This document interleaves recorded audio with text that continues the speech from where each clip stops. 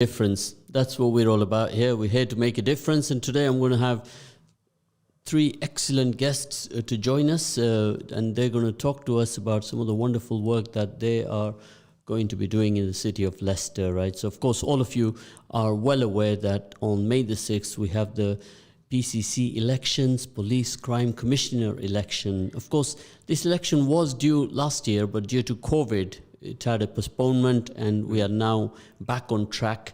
And inshallah, God willing, we'll make some good decisions here today. And all of you who are listening in right now, do get involved, be part of the solution. Otherwise, you're going to sit on the fence and keep complaining and moaning, and you're going to be a problem. So I want us all to get engaged, take a little bit of ownership in your city, so we can make some good decisions together, collectively. And that's what we're here to do today. The PCC election is upon us on May the 6th. So let's get ready for it. And I want to welcome here today our guests, Dr. James Moore, and our guest, Mr. Ross Wilmert. And later on, after the break, we'll have Mr. Rupert Matthews join us as well. Now, of course, you got to test your knowledge a bit. So when I say to you, Dr. James Moore, you have to affiliate him with which party. Of course, if you've done your homework, you'll know that already. So, good afternoon to you, Mr. Ross Wilmot, first. Good afternoon, Zed. Good to be here. Assalamu alaikum. Wa alaikum salam. Ross, he's getting into the spirit of Ramadan, so welcome. Ross, you're fasting today? No, I haven't been. Right, we'll put Ross through a fast one day and do some serious detoxing, right? Of course, here the PCC is all about detox, isn't it, Ross? We need to detox a lot of things here in the community. We do. There's a lot of things that need dealing with. There's still racism, and there are cuts to services, public services, which I oppose, right. And we want to stand up against we're going to racism. go through that list in a minute. So first of all, I'd like to introduce Dr. James Moore. Welcome to Radio Ramadan, Dr. James Moore. How are you today? Thank you. Ramadan Mubarak to everyone. I did actually go through a period of fasting when I used to work in Egypt, and my Muslim students encouraged me to try to fast during Ramadan. I'm afraid I didn't last very long, but I did make the effort. So I've got a lot of respect for people who are going through the fast at the moment. Of course, fantastic. Dr. James Moore, as most of you will already know, he's affiliated with the Lib Dem Party, Liberal Democratic Party. So if you don't know who they are, then you are not paying attention at all. Is that right, James? That's right. So we need to slap some wrists then. So today, guys, we're going to keep it on song, and we're going to banter with each other. We're going to be the best of friends, and we're going to make things happen together, right? And absolutely. What we're here to do, guys, today is, Dr. James, I'll start with yourself first, is basically just give us a little brief about yourself. I know that you're currently a lecturer in modern British social history at the University of Leicester. That's right. I mean, I've spent much of my life working in the university sector, and I've been involved in quite a number of interfaith and inter-community involvements, in particular the development of the British University in Egypt, which was established about 15 years ago now, really to try to bring together the different communities in Egypt, particularly the Muslim and Christian communities, together into a sense of harmony, to provide a co-educational workspace, and to try to bridge the communities in Egypt. As you probably obviously know, Egypt is a predominantly Muslim country, but does have a significant Christian minority, and it has a history of essentially sectarian and religious rivalries. And what we were trying to do really in that initiative was try to develop a common understandings across communities. So most of my interfaith work has really been actually abroad in a sense. I'm still working actually in Egypt. I still do some work in the research centre in Cairo. And I think this is extremely important. I think one of the difficulties that we face in the city of Leicester is a lack of understanding sometimes between different communities. It's very important that the police commissioner plays a role at bringing people together and giving every community a voice so that they're properly heard, and that the police are held accountable for the actions that they take. Of course, when Dr. James Moore mentions Egypt, straight away what comes to mind is the pyramids. And those pyramids were built on very strong foundations, Dr. James Moore. And that is how we want our communities to be built, is on strong foundations. and then Absolutely. we Yeah, all it's need- about getting people involved as well. I mean, community is about involvement. It's about participating. It's about engaging, and it's about partly taking part in elections. But it's not just about taking part in elections. It's about being prepared to stand up, speak out, and make your voice heard. And hopefully, that's what people will be doing this afternoon in this interview, but also more generally in terms of the way we interact with the police. Of course, a very short intro there for Dr. James, and I'm going to move on to now my good friend, not doctor, I made a mistake there, is Ross Wilmot from Labour and Cooperative Party. Well, he could also be called a doctor of development because he's done a lot of projects in terms of the High Cross development and so forth in the city. So, Ross, take it away from here and tell us about some of the things that you have done in Leicester. Thank you, Zed. Yes, I've been involved in local politics all my life, really, in Leicester. I was first elected as a county councillor back in 1985, and I chaired the finance committee of the county council. Then when I moved to the city, I became a city councillor and got involved in city politics and community affairs. And in 1999, I became leader of the city council. And for 10 years, I ran the city, and I worked very hard, as you said, on really the economic development of the city, creating jobs and creating prosperity in the city with things like High Cross, Curve, Phoenix Square. We built the first council houses in 40 years at that time, Braunston Leisure Centre. I set up the city wardens, which now exist in every community in the city and help to stop crime and antisocial behaviour. So I was involved in many things, also working closely with all the community groups in the city, the faith groups, the mosques, the temples, the gurdwaras, the churches, and many, many other community groups as well, with people with disabilities and so on. And we set up a compact of voluntary groups, which I think is still in place to this day.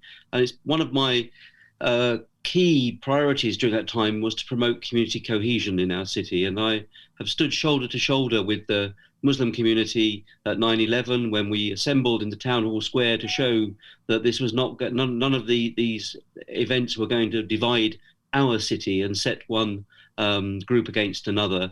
And that's always been very important to me, is to actually champion community cohesion and the strength of the diversity of our city, which comes from a deep understanding and a trust. And that's something I want to continue as Police and Crime Commissioner, really, is to create more trust between our communities and the police, because I think that's really, really important. Now, I'm going to take it back to your colleague with you today, Dr. James Moore. First of all, many people have been asking me that why are we linking up the Police Crime Commissioner, who's supposed to be independent, and why do we have to have him linked to a particular affiliated political party? Dr. James, if you'd like to elaborate on that. Well, the simple question is that's essentially what Parliament decided. I mean, the Liberal Democrats were very sceptical about the creation of this particular office. We prefer really a system whereby power is in the hands of local councillors and they would scrutinise the police actions. There used to be an old police committee that was essentially made up of councillors, local representatives, community representatives who held the police to account. And we thought that was a relatively effective system. It wasn't perfect, but we think that was a better system than actually putting all the power in the hands of one man. And obviously it often is one man when it looks at the issue of diversity. But also we think that the Office of the Police Commissioner is actually quite expensive. I mean, it's cost 5.7 million alone in Leicestershire. And that's a lot of money that could be spent, actually better spent, we think, on frontline policing. But we are where we are. Parliament has created this office, and it's an important office. It does have important implications for our community relations, and there's a lot of money involved. We've said at previous meetings, the overall budget for Leicestershire Police is £200 million. So your police commissioner does have a lot of responsibility, and it's important, therefore, that you elect the right sort of person. In practice, what's happened is that political parties have put themselves forward, and so we're left with a situation that's being fought on party lines. I think that's something to be regretted. Now, I'd prefer to have a system where we did like we did before. We'll have a police committee made up of people from different parties, independents, different organisations holding the police to account, rather than the system of the police commissioner. But as I say, we are where we are, so we've got to try and make it work. Of course, that was a decision made outside of our hands, so we are where we are, as Dr. James Moore has said. But you will be familiar with one of your sayings, more police, not more politicians. If you can explain to our listeners what exactly you meant by that. Well, we're concerned about the number of people who are actually employed, really associated with the office of the police commissioner. Not just the police commissioner who's appointed. The police commissioner is paid over £80,000 a year, but also there's a chief executive, there's lots of administrative staff, there are advisors, some of which are clearly political advisors. And we don't approve of that. We think that the whole system is far too expensive, costs far too much, and often isn't that effective. I mean, there is some good work being done, and I would praise Willie Back for some of the work that he's done. I'm not going to sit here and criticise everything that's been done in the past. But the bottom line is we've had Labour police commissioners, we've had a Conservative police commissioner in Leicestershire. And where are we now? A decade on, we've got 300 fewer police than we had a decade earlier. And we've got a more centralised police service, and we have many communities feeling they're not properly represented. And they're not treated fairly by the police. So my argument is that we need to actually go back to basics. We need to return to proper neighbourhood and community policing and really try to rebuild some of these community relations, which I think have been lost for all sorts of reasons in recent years. Where are you with this, Ross? Do you say more police or more politicians? Which way is it going to be? Well, we need more police, not more politicians. I mean, my key pledge is to continue to increase the number of frontline and community police officers, and I think that that's really important. And I think James is a bit wide of the mark in what he's saying here. The Tories, during the last 10 years, cut 550 police officers in Leicestershire, 20,000 nationally, and that's a Home Office figure. And Willie Bark, as Labour Police and Crime Commissioner, has created 289 police officers without any extra money from government.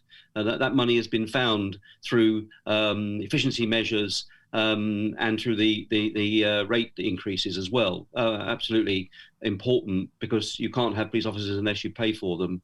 And also I would say that James said this earlier on BBC Radio Leicester, that the police office costs $5 million. Well, it doesn't. That is not true. Yes. No. The office itself is but 1/10 of that, because the money goes to pay for crime prevention initiatives. It comes under the heading of that. But if you look at the budgets, you'll find that a lot of the money goes to fund things like the projects in St Matthews, the Warning Zone project, the project that supports people who've been sexually abused, child abuse projects and so on that support the victims of crime. So lots and lots of money is spent working with young people, with ex-offenders, and that's part of that budget. It's not all bureaucracy and so on. And I'm not disagreeing with James. I think that money should be used to deliver frontline services wherever possible, not to pay for advisors and political posts. I don't have any disagreement with that. My view is the same. But I think that, my priority is more police in the communities and more diversity in our police force as well. We're going to touch on that in more detail, but the message is clear. We got all this money, and we call it here on the radio, we call that the OPM. The OPM is other people's money. And this is very important for us all to understand, that this money has to be administered and spent in a very preventive kind of measure.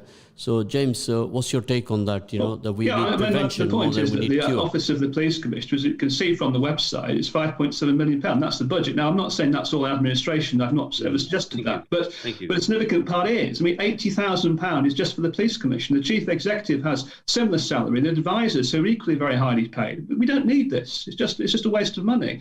And that's why I've said, as a Liberal Democrat, if I win this election, I will only take a sum equivalent to the salaries I'm already on. And I will make sure that the rest of the money that is saved will go back into frontline services and go back into youth services. I think Ross and I agree on the importance of increasing the number of police. But I think the important thing to say is that one of the issues about the police service here in Leicestershire is that we don't get fair funding from central government. It's not just a question of long-term cuts, but also the funding formula that funds Leicestershire Police is damaging to Leicestershire. If we were funded in the same way as the average local authority area in England, we would get £20 million more a year for frontline policing, and we don't. So it's the Conservatives' funding formula that's one of the fundamental reasons why we have this problem. But I also have to say, I agree with Ross on many issues about community relations and about the importance of youth and community services. But in practice, what's happened is that the Labour City Council has spent much of the last few years cutting youth services to the bare bones. And in contrast to Liberal Democrat councils, such as Oadby, Wigston and Hinckley and Bosworth, who have invested in youth services, even though they're much smaller local authorities, we've provided youth facilities, we've provided youth services, and we've invested in neighbourhood watch activities, and we've invested in neighbourhood community work, which actually helps prevent crime. So, I think this is one of the problems that, on the one hand, we're being squeezed by central government and the Conservatives' funding formula, but we're also being squeezed by Labour local authorities, despite what they say, end up actually cutting resources and cutting resources from crime prevention and youth services when they get the chance. And that's simply not acceptable, in my view.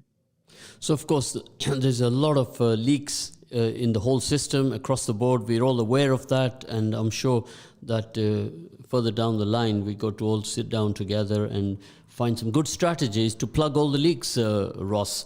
And you're aware of all of that. More so than anybody else here today amongst us. But we want to know now, when you become a police commissioner, either one of you, right, who will be in your team and why will you choose those particular people to be in your team? Have you thought about that? Yes. I've already talked to some people to around the city and county. It's not my view that there should be a lot of money put into a deputy post, just one person. I want to set up a panel of people that represents the diversity of our city and county, both men and women, and people from the black and minority communities in the city and county. And that panel, I think, will be really useful in holding me true to what I've promised, because this is quite a lonely post. There isn't unlike in local government, you haven't got a political group to hold you to account. So I think it's really important that I set up this reference group, this advisory group that will guide me and steer me and make sure I don't go off track, if you like, in terms of what I've promised and what we want to do. And some of that is around building the trust between the communities, in the black communities in Leicester, because that trust is quite low. And I think then we need to try to get to recruit a more diverse police force, which will increase the trust. I think those are really, really important things to do. Right. I'm going to take a little break here. I'm going to ask all the listeners out there right now to send us your messages by text. Send us your messages by text or by WhatsApp 0774885555. Sorry to cut you there, Ross, because a lot of people are contacting me here on the hotline, and I'm asking them to even call in and be. Are they okay to talk to you, Ross, directly? Yes? Yes. Okay. Yes, we're both That's happy, fine. I'm sure. Yeah, very happy to do that. We're all here today connected with our prospective candidates for the police commissioner, and Ramadan Radio is happy to facilitate them here today on 87.9 FM. So, guys, now we got a few minutes before we go off to a break, so please, if you can bear, if I cut you, then please understand. Sure. So, of course, you mentioned about the alleged, we read about this all the time, about institutional racism in the police force, and this is one of the questions that's been asked of me, that what action, Dr. James, would you take to tackle this issue? Well, perhaps to answer your first question first, I agree with Ross, the importance of having a broad representative panel of different interests and different parts of the community, and particularly ensure that those people who are underrepresented in the police force at the moment actually have a prominent role on that panel. So that would be an important priority for me. I'd also go one step further in terms of the composition of that panel, and I'd actually make sure it's a cross-party panel. I would make sure that in that panel there are Liberals, Conservatives, Labour and Greens, because I think it's extremely important that we pursue policing in a non-partisan way, and that we don't just favour one part of the county or one particular community. We operate on a broad basis and we try to build consensus where we can. I think that obviously Ross and I do disagree on some issues politically, but I think there's also a degree of consensus here about what needs to be done, and where we can work across party lines, we should do so. I think on the question of institutional racism, we've had a number of chats about this with different Zoom meetings over the past few weeks, and And I do think there are elements of the Leicestershire police that are institutionally racist. I'm happy to say that. But I think rather than getting into arguments about the detail of what institutional racism means, I think we have to look at what are the actual fundamental problems that we need to overcome to address issues of diversity. And one of the things that I've pressed for very passionately is to actually increase recruitment into the police of people from minority communities. We know some communities are very badly underrepresented. We've looked at the figures, and particularly, for instance, the Afro-Caribbean community are particularly badly represented in the police at all levels, from officers right through down to administrative staff. But also, we know that Muslim communities are underrepresented. And I say Muslim communities because there's not just one. I mean, the Muslim community in Leicester itself is very complex and diverse, and there were different nationalities and different groups within it. So they all need to feel as though they're actually part of the same story. I think we also need to review police training. There is a lot of actually official national training on how to build community relations, but I think we need to ensure that all police officers really understand different communities, include the Muslim community, and understand how serious issues like hate crime are, for example. Hate crime is not just about name calling. It's an incredibly unpleasant problem that we have in a multicultural and multi-ethnic society.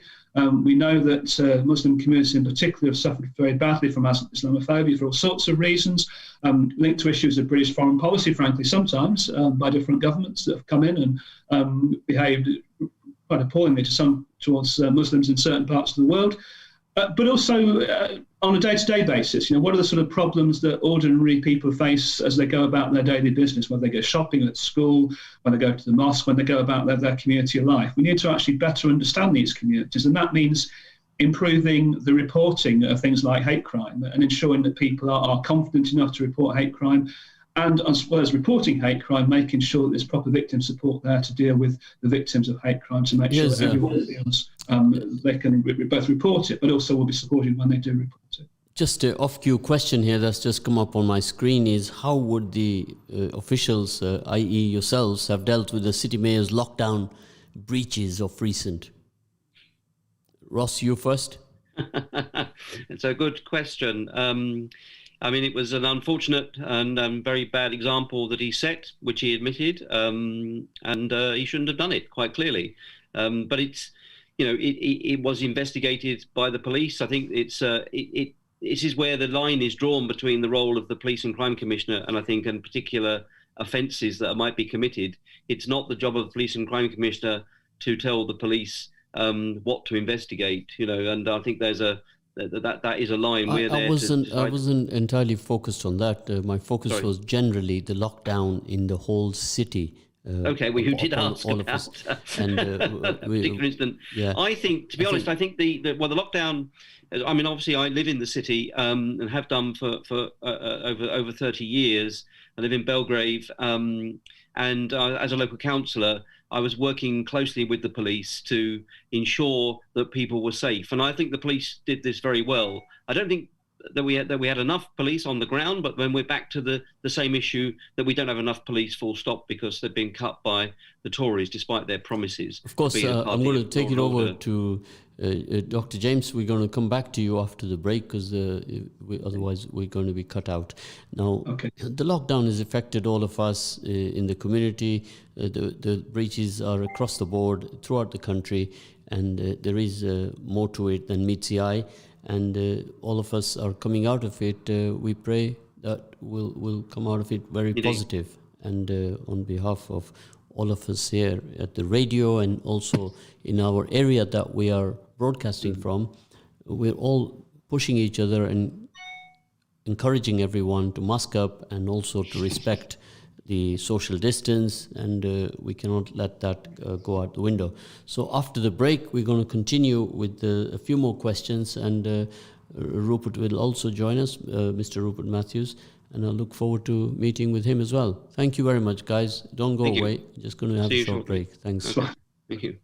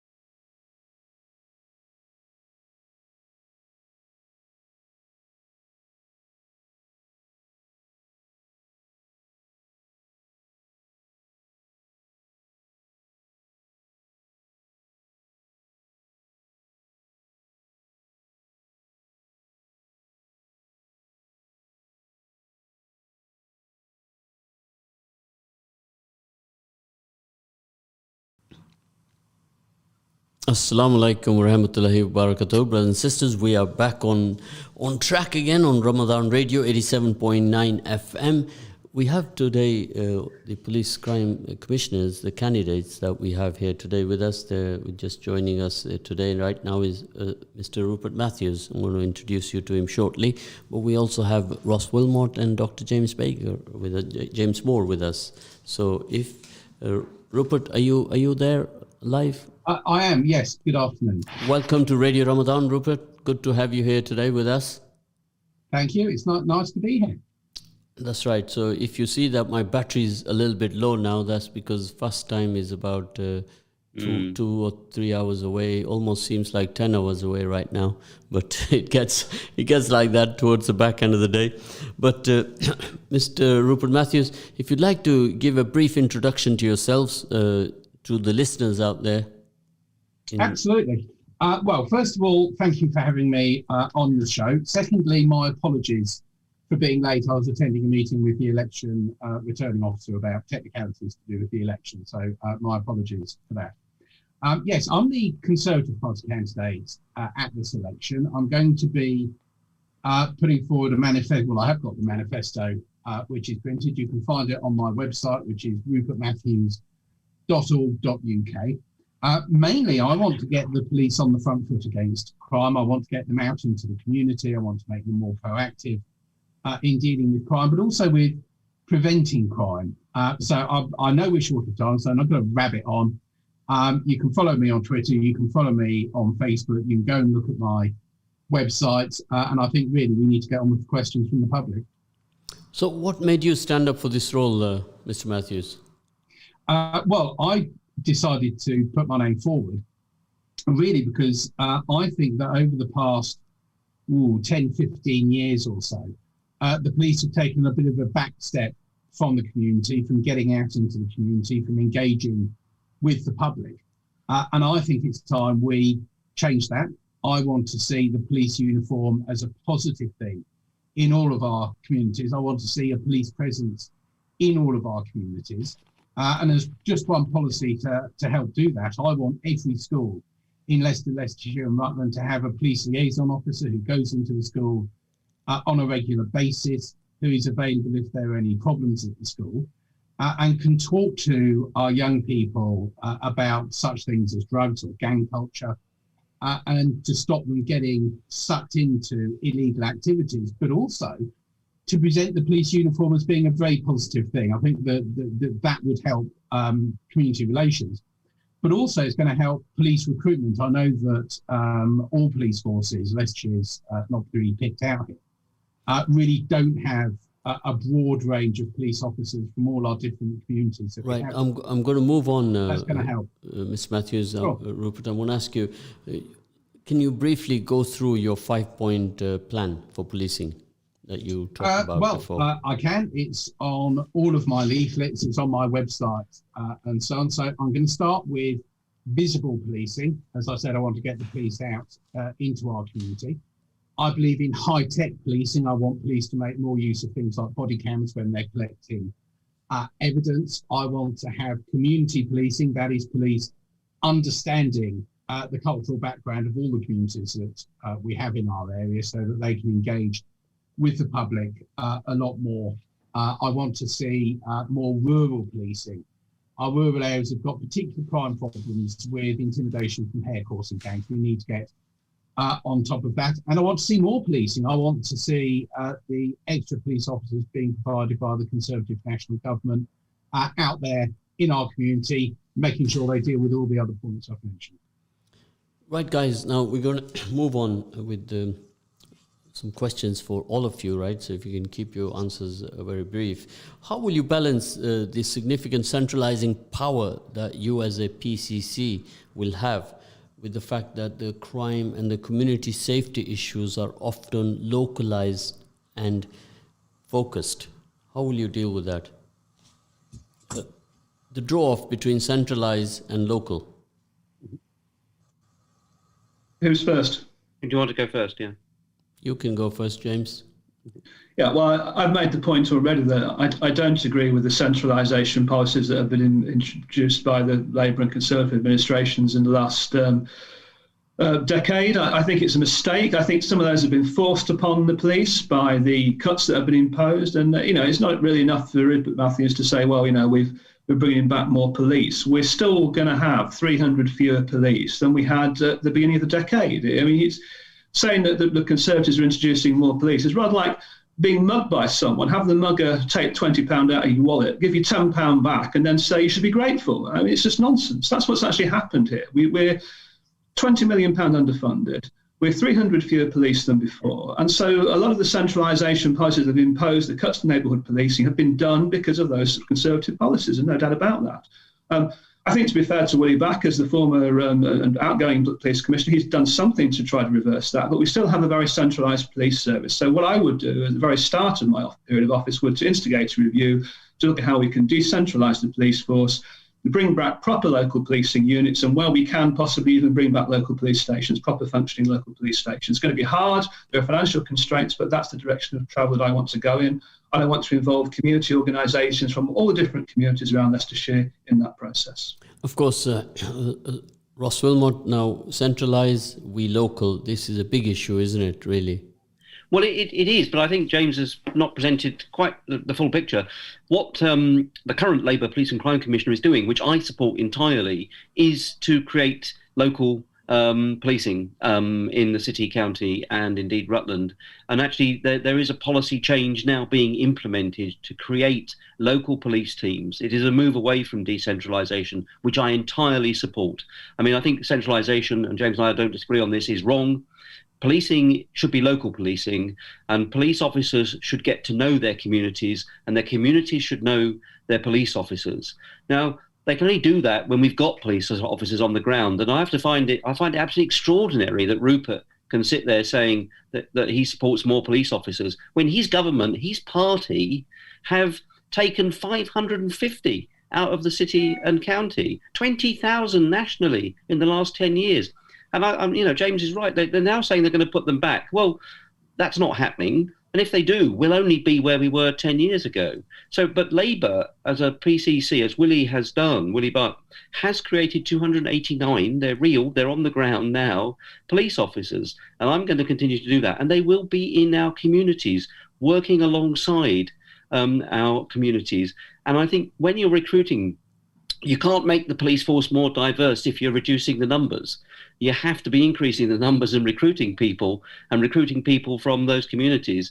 And we've got to do that in schools as well. But I do find it extraordinary that the Conservatives have even the temerity to stand for Police and Crime Commissioner when they've cut the police so heavily over the last 10 years. Of course, Mr. Rupert Matthews, you can see the point that he's making there, that the cutbacks have come from the Conservative government and have affected everybody in the country almost. Well, I always prefer to look to the future, and I always believe in positive campaigning. I'm not here to try and slag off anyone. So as a way of opening an olive branch, I'm going to say that I actually agree with both the other candidates when it comes to the decentralisation. I think actually Willie Back, although he's from a different political party to mine, I'm not going to sit here and say he's done a terrible job. He hasn't. He's got quite a few things right. And one of these is about the decentralisation. But I would like to take that further. I think there is a lack of local decision-making. Far too often, the police officers or the PCSOs who are on the spot don't have the authority to make decisions that should be made there. So I would be wanting to push decision-making down in the chain of command, indeed further than is currently being done with the police in Leicester, Leicestershire and Rutland. And I want to see responsibility going with it. So the local police officers have got the freedom to make decisions, but also have got the responsibility for getting things right or getting things wrong. As regard the extra police officers, well, it is happening. We've already got a lot more police officers than we had a year or so ago. We're recruiting more police officers now. There'll be more police officers in the future. And if we're looking for manifesto commitments, and I'm sure the other two candidates as well would agree, we need more police officers. We will recruit more police officers, and we will do so continuously over the coming years. And I'll just mention one other point, if I may. It's not just about recruiting new police officers. Leicestershire Police has got a particular problem that I think around 20%, 25% of the current police officers are due to retire within the next 5 years. Now, that's going to be a huge turnover of staff. Not only do we have to find more officers, it means that the police force is going to be relatively young and have fewer experienced police officers. That's going to need to be addressed as well. So, there's a lot of work to be done here. And looking to the future, I'm looking forward to getting stuck in and doing it, should I be elected. Of course, now I'm going to move on to two very important points because we are heading for a closure. We haven't got much time left. So one of the important issues some of the community organizations have been putting forward to us here at the radio is that putting aside the budget the police itself have, the crime commissioners also have a budget which they have to allocate to some good preventive measures in crime and improve community safety. And how will you decide to cut that cake and not give the crumbs only, but give some decent funding into the community to make things happen when you have these strategic plans that you are talking about in the diverse communities in the city and in the county? Mm-hmm. Okay. So, guys, who's going to go first? We'll start with Ross. Yeah, I'm happy to do that. It is my main policy, really, is investing money in crime prevention. It is better to prevent a crime from happening than to try and catch somebody afterwards. So I want to invest more money, much more even than Willie Bark, the Labour Police and Crime Commissioner, has done in our communities, in youth groups, in neighbourhoods where we have particular targeted measures at the moment, like in New Parks, in the Bell Foundry Estate, in Loughborough, in St Matthews with the big local project. All these projects have been funded through the Office of the Police and Crime Commissioner and also attracting other money. So what I'm going to do is set up a fund of around £1 million, and I want that fund to be matched by every local authority. So if the money is spent in Colville, I'm looking for North West Leicestershire District Council to put money in. I've already had positive discussions with the City Mayor, Peter Salisbury, here in the city, and we'll look at be matching pound for pound. So I'm going to create a fund for community groups and crime prevention, youth groups, which will be matched, I hope, pound for pound from local authorities. And I think this is a good way of making the money go further and having an impact. And I think it's better. I mean, what you heard from Boris Johnson and the Conservatives, £2 billion spent on prisons. Well, that's not much hope for communities, is it? I mean, the hope that we could offer would be if that £2 billion was allocated fairly to the police. Right. Sorry, Ross. I'm going to have to move on now. And we could use it for prevention. I'm going to have to move on now to Dr. James Moore. Sorry. Dr. James, if you can enlighten us on how you are going to deal with that, engaging more with the community organisations to spread the funds to them. Yeah, absolutely. Community organisations are crucial. And with a budget of £5.7 million, as I've said, I want to actually reduce the cost of bureaucracy, get rid of all the nonsense and advisors, and make sure that most of that actually goes into direct frontline services, and particularly youth services. That's the thing I'm particularly passionate about. I've worked with young people all my life, and I know how important it is for young people to get the right start in life, not just people who go to university, but also people who go take other paths as well. And I think what depresses me a lot is that, I've obviously been brought up in Leicestershire. I grew up in Leicestershire in the 70s and 80s, and what depresses me is that many of the areas that had the big social problems in the 1980s still have the big social problems now. The problems of high crime, the problems of low achievement, the problems of poor educational facilities. And that's why I want to see create a sort of a transformation budget to look at the areas which have suffered long-term because of long-term unemployment, deindustrialisation, because of all sorts of different social problems, and trying to think about how we as a community and how we can get voluntary organisations involved to really mobilise communities so that they can fight crime and can fight deprivation themselves. It can't all be done by the police commissioner. The only way this will work is if we get genuine buy-in from local communities, and that means local councillors, but also activist groups. It means social workers, yes, in some cases, but it also means people in the community, people who are just parts of local football teams, rugby teams, cricket clubs, people who are involved in social organisations, flower arranging clubs for matters. Wow, that is a long list. People who are a part of the community, constructing community institutions, need to be involved collectively in this action. So my fund would be very much focused on those areas that have suffered over the last decades and that continue to suffer, and trying to turn them around as far as possible. Right. I'm going to take the same question now to Mr. Rupert Matthews. If you can also delve on that as to how you will engage with the local communities and organisations. Yes, of course. Well, you're quite right. The PCC's budget includes a lot about crime prevention, but also victim support, and also, if you like, more generalist work about trying to steer people away from crime, particularly younger people who might be tempted to get dragged into organised gangs and so on. Now, over the past few months, I've contacted the vast majority of the organisations, be they charities or government bodies, that are currently being funded by the office of the PCC. So I've spoken to them, I've had Zoom meetings with them. I've gone through the information they've sent me, so I'm familiar with the sort of work that's going on there. Most of it is absolutely excellent, but one thing I don't think anyone has mentioned so far, and that's we need to be concentrating very much on what the Police and Crime Commissioner is there to do, which is to support victims, including victims of domestic abuse, to try and stop crimes from happening, but also to steer individuals away from crime. That could be young people, you might be talking about ex-offenders coming out of prison.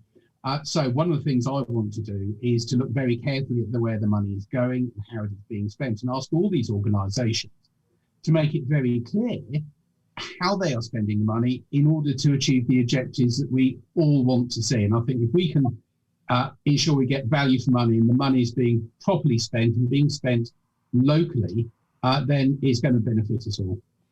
Of course, now we have very little time now, so I'm going to touch on a very, very important matter which has been worrying the community across the country, is when we have these issues where the Prophet Muhammad Sallallahu Alaihi Wasallam has been mocked or caricatures, and we have a lot of fear in the community when something like that happens. Everything goes upside down. So this is one to bring it to attention to all three of you, that these are issues that one of the listeners is absolutely adamant that you should take heed of this to ensure that this is eradicated, not only for one community, but any caricature is offensive if it's got a religious tone to it. And this is very important. So what you can do as a police crime commissioner to condemn such acts, as what measures you will take and so forth. So we're all talking about prevention now, and this is one of the matters which everybody's talking about, is that we should put through preventive measure on that as well. Because you do a lot of hard work, everyone works hard, and then something like that happens and everything goes down the pan. So I hope that if you can give a quick response to that, Ross. Yes, well, it's a very, very 10-second response. And I think we have to be very respectful of all religions and communities. And of course, as having been leader of this city for 10 years in the past, I'm only too well aware of that. And I think it's really important to stand by and stand shoulder to shoulder with Ross, the I'm going to move on to black communities. Dr. James Moore on that, if you can quickly give a response to that, because we don't have much time. Absolutely. I mean, people have the right to free speech, but they don't have the right to spread hate and to spread hatred between communities. So it's something we have to address very directly. And yourself, Mr. Rupert Matthews? Yeah, we've got to make sure everyone is treated with respect. But I think James is right. There is such a thing as freedom of speech. We do not have blasphemy laws in this country. We've got to treat everyone with respect, and we've got to educate people in what is acceptable behaviour and what is not acceptable behaviour. I think that's the way forward. Guys, we could be here for 3 hours now. Unfortunately, we only have 10 seconds left, so we're going to have to pick up on this individually with you guys again. So thank you for joining us today. Thank you, everybody, for listening in, and I look forward to meeting you tomorrow morning at 9 a.m. Thank you very much. Thank you. Bye-bye.